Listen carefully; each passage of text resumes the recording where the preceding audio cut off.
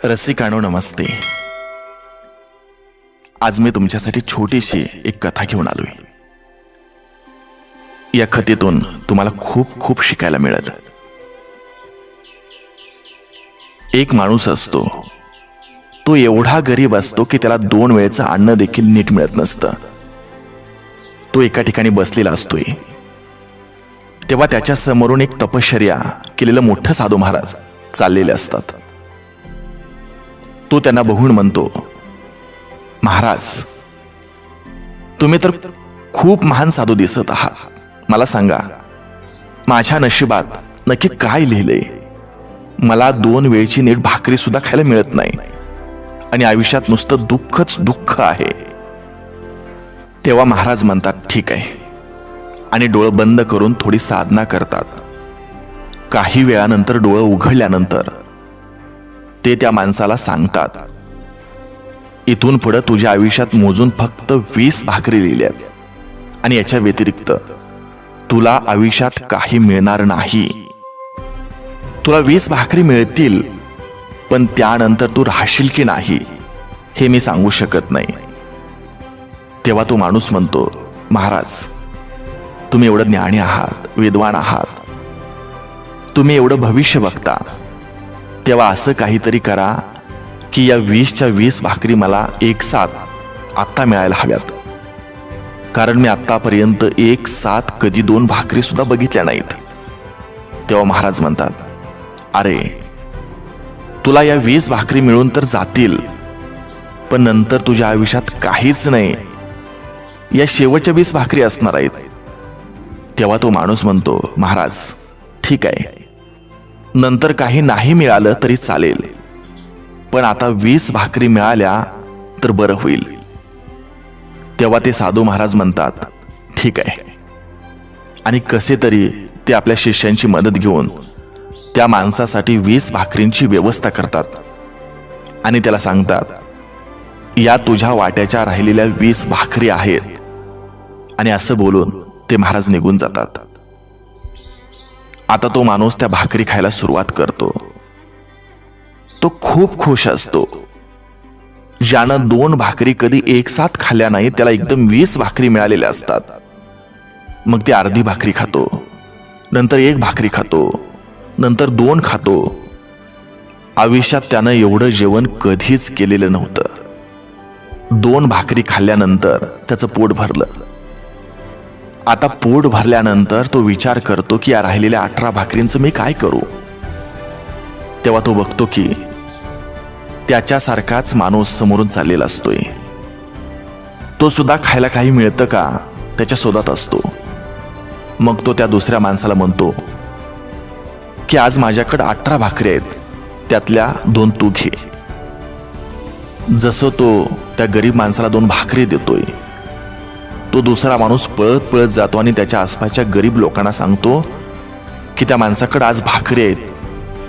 तेव्हा ती सगळी गरीब त्या माणसाकडे येतात आणि मग राहिलेल्या सगळ्या भाकरी त्या गरीब लोकांमध्ये वाटतो.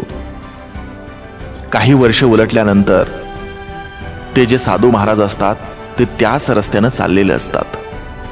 ते विचार करतात की मी काही वर्षापूर्वी इथं एका माणसाला 20 भाकरी दिल्या होत्या, ज्या त्याच्या नशिबातल्या शेवटच्या भाकरी होत्या.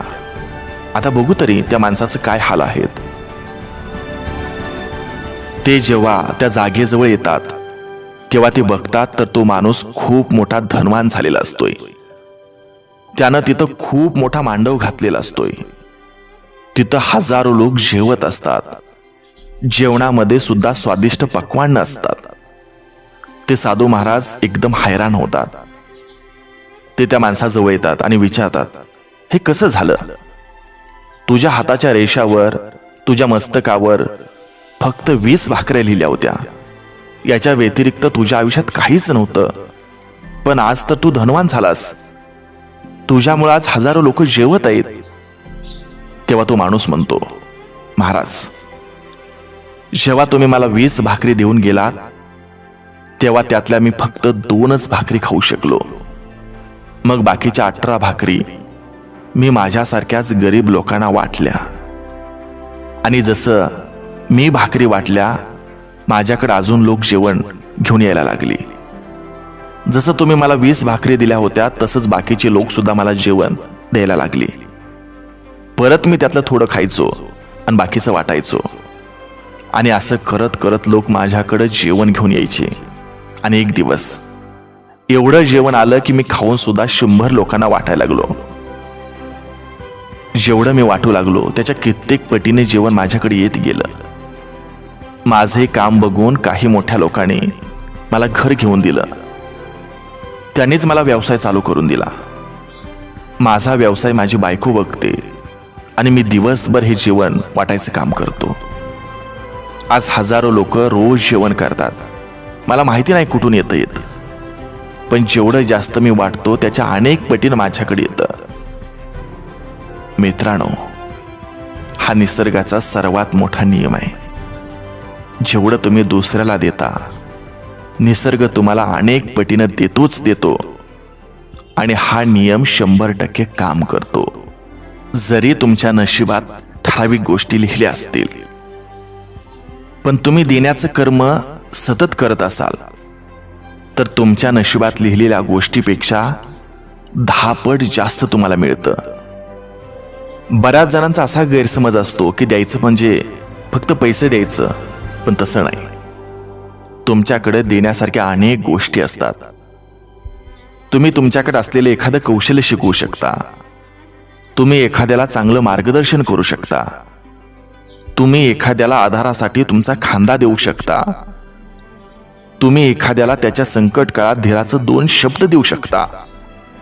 आणि काही जमत नसेल तर एखादं छानसं हास्य तर देऊ शकता. मित्रांनो, एक लक्षात ठेवा, जेव्हा जमिनीमध्ये आपण बी पेरतो तेव्हा झाडाला यावंच लागतं. हा निसर्गाचा नियम आहे. तसेच ज्या वेळेस तुम्ही तुमच्याकडे असलेल्या गोष्टी द्यायला सुरुवात करता निसर्गाला तुम्हाला द्यावंच लागतं. हा निसर्गाचा नियम आहे. पण आपली अपेक्षा असते आपण ज्याला मदत केली त्यानंच आपली मदत केली पाहिजे. आणि मग आपण म्हणतो मी त्याला एवढी मदत केली आणि नंतर त्यानं धोका दिला. मित्रांनो, जरुरी नाही की ज्याला तुम्ही मदत केली त्याच्याकडूनच तुम्हाला काही मिळेल. ते वेगळ्या रूपात सुद्धा मिळू शकतं. जसं तुमचं ऑफिसमध्ये प्रमोशन होईल, तुमच्या मुलांना चांगली शाळा मिळेल, तुमची अडकलेली कामं पटापट व्हायला सुरुवात होतील. पण तुम्ही वाटले की तुम्हाला मिळणार हे निश्चित. अजून एक गोष्ट स्पष्ट करावीशी वाटते, ती म्हणजे स्वतःचं नुकसान करून दुसऱ्यांना काही देऊ नका.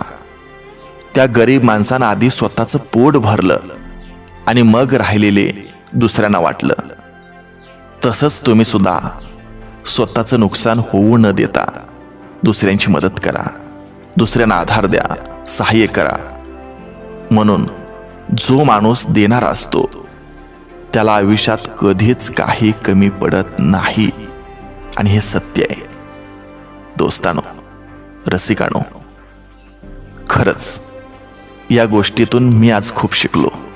तुम्ही सुद्धा काहीतरी शिका आणि आपलं आयुष्य आपण छानसं जगूया, सकारात्मक राहूया. लोक आपल्या आयुष्यात मदत करतात, आपल्याला मदत करतात. आपणही त्यांना एक हात मदतीचा देऊया. एवढंच या कथेतून शिकूया.